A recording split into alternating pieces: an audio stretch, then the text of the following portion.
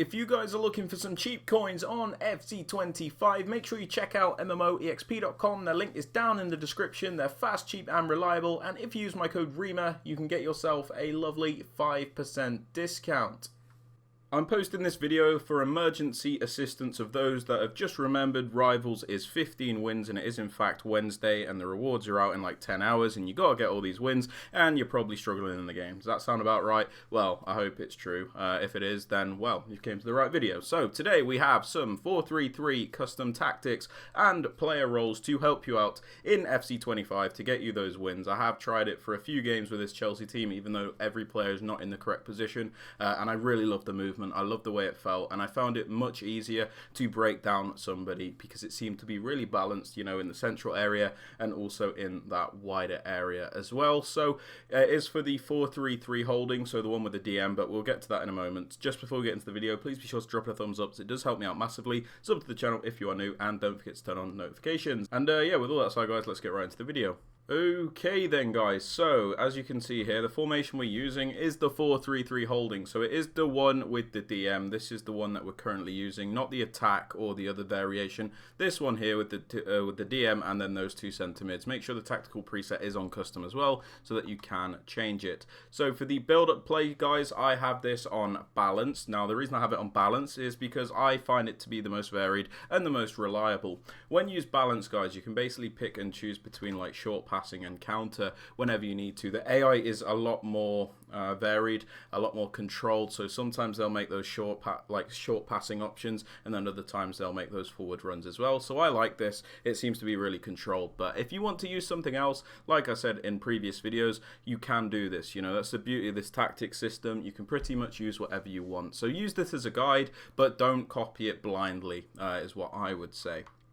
For the defensive approach, I've just left it on 50 right now because I do have two really slow centre backs and my defence isn't great all round, so I don't want to be pressing too high because one through ball will absolutely kill me. So I've just gone for the default where we're nice and balanced and we can defend all right. Now, moving on to the player roles, which is probably the most important part. So for the without the ball, this is what it looks like. It's just the base formation, and it's actually not too bad because you obviously have that DM in front of the four defenders, and then you have two centre mids, and then you also have like the wingers that can also come back. So it's not maybe as good at defending as the 4-4-2, but it is still pretty viable. So this is what it looks like without the ball. And then with the ball, it looks a bit like this, but I've got a problem here where Gusto is as a fullback instead of a wingback. That did not change. So it should actually be like this. Malo Gusto is the wingback instead of a fullback. So this is what it looks like with the ball. So this is what you can expect. So let's just talk through these instructions here. So for the striker, I have them on advanced forward. Now, the reason I have them on advanced forward is because it's a one striker formation, and I noticed Poacher was really good for getting goals, but then the striker wouldn't contribute much else, you know, outside of that. So I wanted something a bit more complete. So I put this player on advanced forward. So, you know, they'll sometimes make runs, other times they'll come short for the build-up. They kind of do a bit of everything, which is really nice in this formation. You know, sometimes you might want them to drop deep, other times you might want them to run in behind. So I like advanced forward, but again, use whatever you like, guys. Now, for the two wingers, we pop them on the inside forward and focus on balance. Now, the reason we pop them on inside forward is because it gives me the attacking AI movement that I absolutely love in this game. So what happens is when you pick up the ball, so you'll be starting in like this without the ball, essentially the wingers will start out in a wider area and then transition into the more central areas. So you can see I put the heat map on here. Palmer like transitions more into those central areas closer to the striker. It's really useful if you have somebody with like that finesse plus or somebody with really good passing, because what can happen is when this player cuts inside, they can either play like a through ball into the striker, they can play it across, or they can shoot. You know, there's a lot of options. Okay, so I love inside forward, and I also have the focus on balance so that they still do some defensive duties as well. It's the same for the left winger. So just copy that for both of them.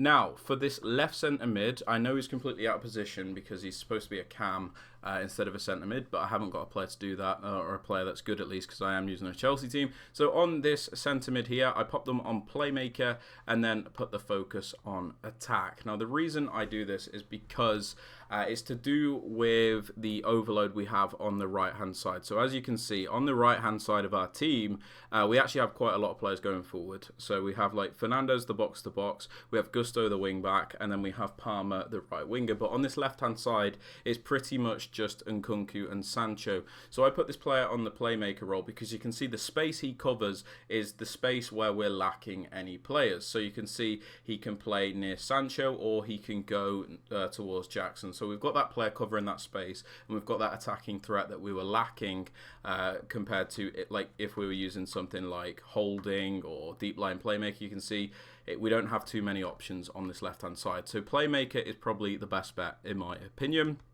Now for this right centre mid, we have a box to box, so this is somebody that's going to be a bit more up and down.